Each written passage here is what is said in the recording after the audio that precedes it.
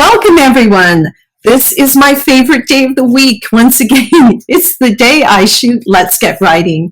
And I love the show and I love my guests, and I hope you enjoy it as well. I'm your host, Catherine Taylor, and Let's Get Writing is available each week on my Facebook page, Catherine Taylor Media, and also on my YouTube channel at Catherine Taylor TV. And if you like content on the go, why, they're available as podcasts on Podbean and other platforms. So be sure to subscribe and follow and share the love with others. If you're enjoying the show, let people know, because I do appreciate the support, as do all my guests. And please always feel free to share feedback and comments with me or ideas for shows. Now, let's get on with today's show. I'm very excited about it. My guest today on Let's Get Writing is a writer, a performer, a director, and a dramaturge. Originally from Metepec, Mexico. And he's now based in St. John's, Newfoundland. He is the artistic director of TODOS Productions, which is his company, the artistic associate for Playwrights Atlantic Resource Centre, and general manager for Neighbourhood Dance Works in St. John's. He's a proud member of the Quilted Collection, and we're going to learn about that on this show. And I would like to welcome him to the show. And here he comes, and he is... Hello, Santiago Guzmán. Welcome to Let's Get Writing. Hello, Catherine. How are you doing? Very well, thank you. And it's such a pleasure to have you here on the show. I've been following your work and reading many of your pieces, and I'm just so much in love with what you do and how you express yourself artistically. And I think our audience are going to love you. Thank you. Thank you so much for having me. It means a lot. Oh, you're so welcome. And I wanted to start with, there's so many things I could talk about with you. I think the introduction covered that you do many, many things. And but you are an immigrant to Newfoundland. So I wanted to talk about how you got here. And I did read your a blog that you talked about, Mexican by birth, here by choice.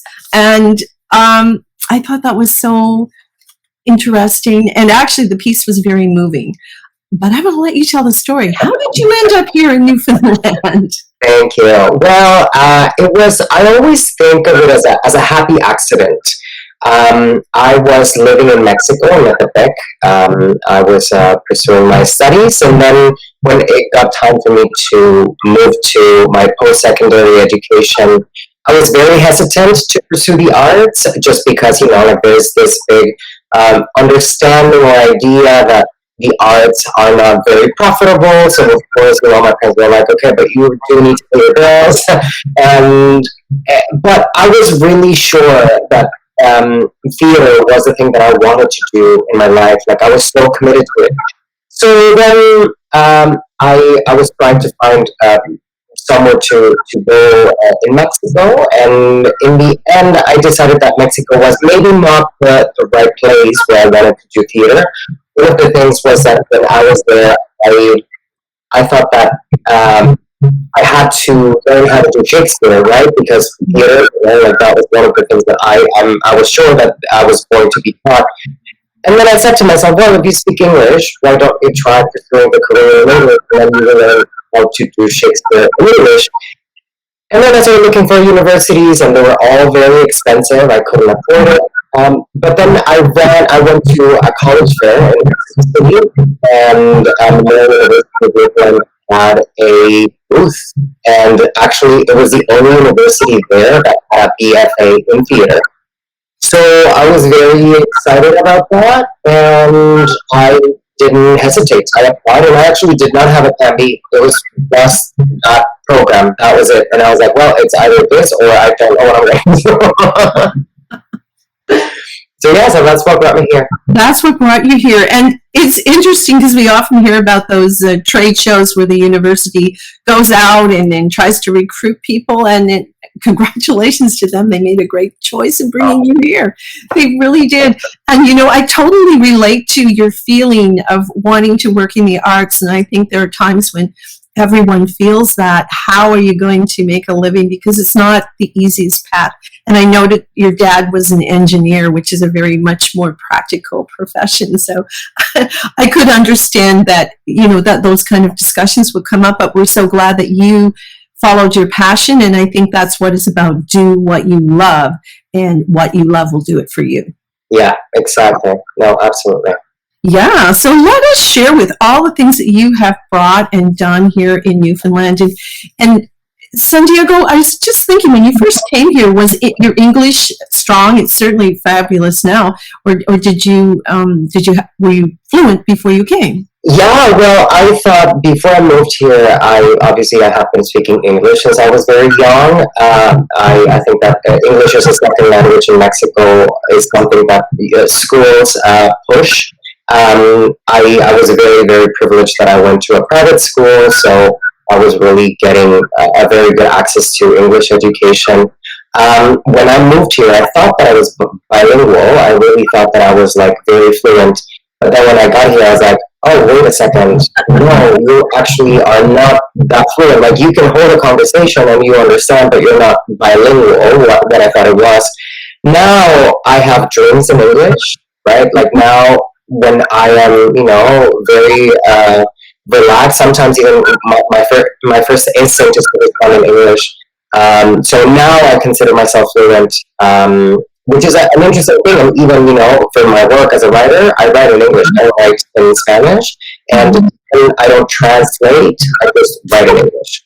That's really nice, because having studied French myself, I remember the first time I had a dream in French, it was like, whoa, and I don't get to use it much anymore, so you lose that. But the first time you do dream in another language, I get that. That is different. But honestly, why I was laughing when you were saying you considered yourself bilingual, you came here. Like, the accent here is distinctly unique, and you could be bilingual in English and still come here and have to deal with all the different forms of our language. And so I'm sure you are very bilingual now. Well, it's so interesting to be able to, to be part of a community and understand. And of course, I have been here for almost, 60 years and counting. So I am pretty comfortable, but sometimes I do, I have questions where I'm like, okay, can you say that again? But it's really nice to feel like I actually understand fully, the culture and a little bit of the history and really understanding where I am. And yeah, so anyway.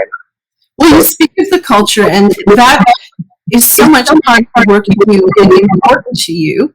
And what I wanted to do, there's so many different things that you have that I want to cover, and I wanted to start with the video series that you recently finished, which is We Are Here. And we are here talking about it. And it's a beautiful series. I watched it, all the shows, and you delved into the many different nationalities have made up our province that sometimes we overlook. And I would like you to just talk a little bit about that project. Absolutely. Well, I think that in my time here, I quickly realized that I was gonna struggle to be seen and to be heard, because what was being presented or what was being produced didn't represent me in my entirety. I think that there were some shades and some corners, but not myself and my community at the fullest. So I recognized that, and because of that, I started learning more, such as the case as the indigenous cultures, for instance, that I was never introduced to. I had to do my own research. I had to talk to my friends and my colleagues to ask more and learn about that. So in the same spirit, I was really aware of how different cultures that were so vibrant in the city were not really being recognized by what they were doing and the vast history with our province. So what I wanted to do with that TV show was exactly that, highlight these communities within our city, specifically in St. John's, but they also expand to Newfoundland and Labrador, about what they have done, what is the history, where is that connection, what are people from these countries doing. So each episode, it's a 6 episode show where I cover different countries. So I cover Mexico, Nigeria, India, Jamaica, Portugal, and I think I'm missing one. Chinese community. The Chinese community, of course. Yeah. Thank you so much. Yeah. So to me, that was very important. And the thing that I found, because, like I thought, I was like, oh, I do know a lot about like diverse cultures and communities in Newfoundland and Labrador. I didn't know as much as I thought I knew. So it was a very humbling experience for me to actually like dive into this research process and talk to community members, interview them, do my own, research at the rooms and do this and do that, and really try to convey even a sliver of my findings, which is the TV show. Really, I think, there's a picture right there. Yeah, I'm throwing some up here now as you talk about it. And let me tell you, just watching the series, and I encourage people to Google the We Are Here and maybe from your website. But I learned so much too. I had some knowledge, but no idea of the depth. And for example, Sean Silver, for example, his grandfather was the tailor in St. John's, and I knew Sean through the Irish dance. And I did not know that about Sean. So there were all kinds of things I learned, and it was so interesting. Let me just show a few shots here, and you can... I'm trying to get it to move by. Here we go. Oh, maybe I'm on the wrong one. Here we go. Oh, okay. Who's this? So this is me playing a mummer, because in my research I found that obviously we know about the strong relationship, like cultural relationship between Jamaica and Newfoundland and Labrador. But one of the things that we don't know a lot is that in Jamaica, actually, they have a very similar tradition as mummering called Jankunu. So I wanted to find those places or moments of intersection between cultures and identities, because that's what I'm interested in. So I dressed up myself as a mummer to explain that and to say, well, this is what we do in Newfoundland and Labrador, but this is what Jamaica or the communities in Jamaica also do. And it was so interesting to find, as you can see in those pictures, like places around the city that had like a deep cultural connection that sometimes we just overlook, that we don't stop to say, oh, that restaurant over there, or that, like there is some monument there that is overlooked. So it was a beautiful experience. That was so grateful for.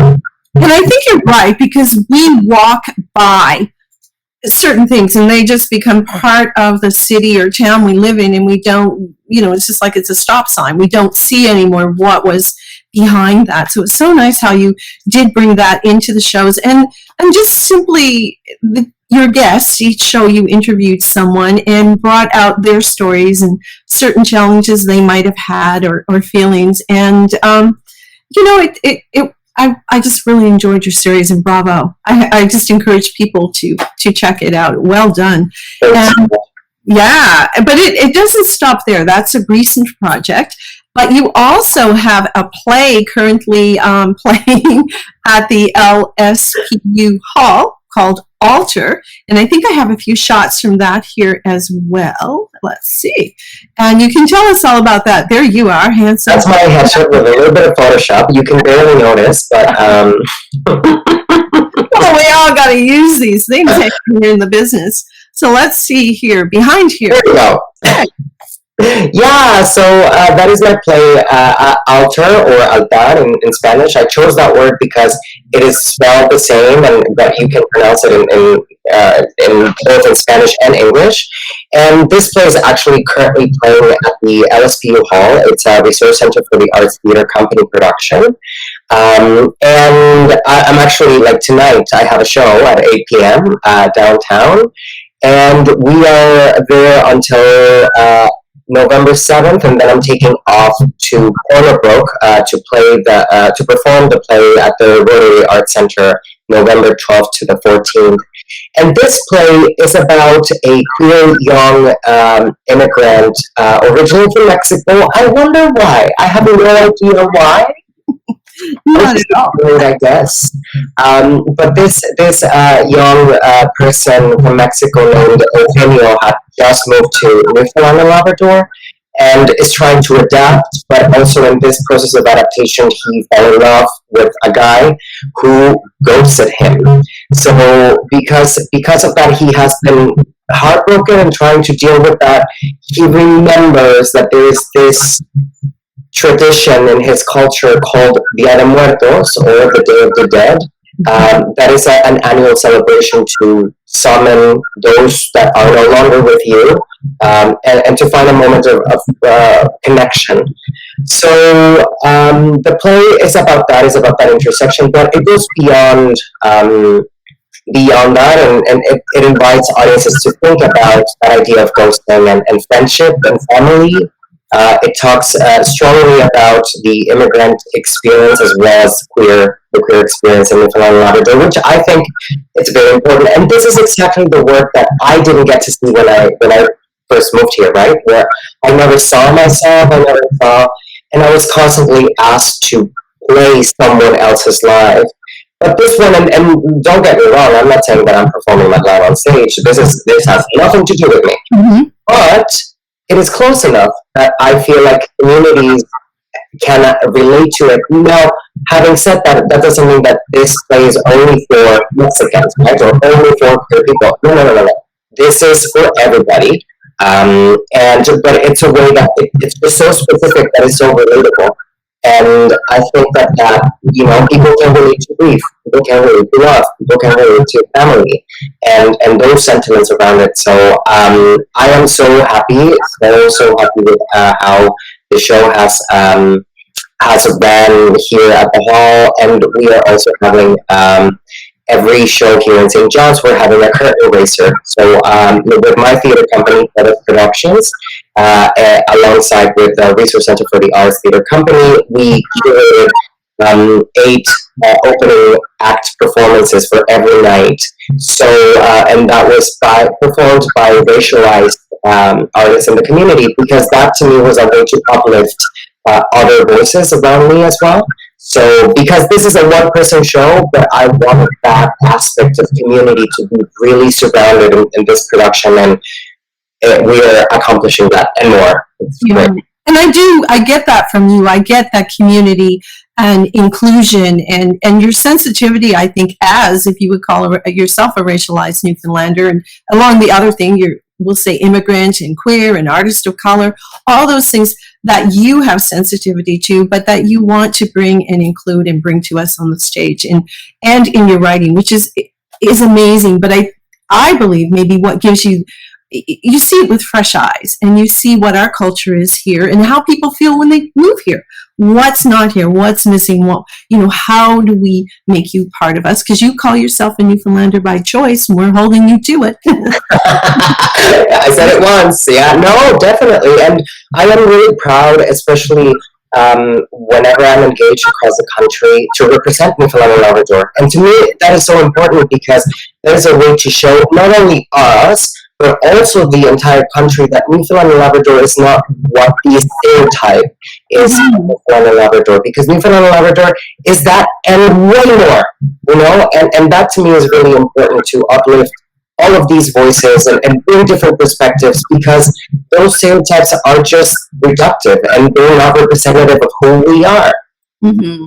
I like that. That's a very true comment, and I'm glad to see it's changing, as I'm sure most people are, because there is a stereotype of the rum swilling, happy-go-lucky Newfoundlander, and we are so much more than that, and our communities are building in different ways, and just what you're bringing to the theater is helping to bring that about, which is wonderful. And another thing that you've been involved with that's also bringing that about is Us Now, which was published by Breakwater Books, and it features short stories from a number of immigrant writers, and obviously, again, not their first language. But tell all about this project, because I have to say, as I was reading the book and part of my preparation for doing shows is to read the material, and it does take a bit of time each week, but that's the joy of it. This is about reading and literature and encouraging people to do that. This might not be a book you would pick up right away, but you should, because these stories are amazing. They give you insight into what it must be like sometimes to feel a bit of a fish out of water and come here, or what you miss, what you leave behind, those decisions you take. And even in your blog that I read and printed out, because I was almost crying reading it, just, that we take for granted, we're not thinking of it because we are here. Like, we are all here. Anyway, big introduction, but please do talk about this project and what that involved. Absolutely. Well, this is one of the things that I am the most proud because that project came to me when I had just moved to St. John's from Cornwall, and I was feeling really lonely. And I was also feeling like I didn't know a lot of racialized people. And this project came to me because they invited me to do this series of workshops through the Department of Multiculturalism and Memorial University, and to work with Lisa Moore, who's a beautiful writer, to work on these fiction writing class. And to me at that point, I knew that I was a theater maker and I was interested in theater and film. But I was like, this sounds like a good exercise, like a good challenge. I'm just going to do it. So I got the invitation and I was participating alongside all of these beautiful writers. But I never thought much of it. I just thought that I was, learning how to write short stories. And so every week, Elisa would, explain something and give us an assignment. So every week we had to work on something, and we would meet and read our stories or snippets, and then give feedback to each other. And Lisa would give us some notes, and that was really great. And then later on, they told me about the publication of the book, the anthology, and I was like, "What anthology?" I don't remember. A couple of my colleagues say that was very clear from the very beginning, but I don't remember. So I think that really allowed me to just explore and play with the medium. I really wanted to just see what happens. And I ended up writing, so the story that I have in here is called Vanity. And that story is about a drag queen. And I wanted to write about a drag queen because at the time I was so interested in drag queens, and what I saw here in Newfoundland was that there was a vibrant queer community, and there was a vibrant drag scene.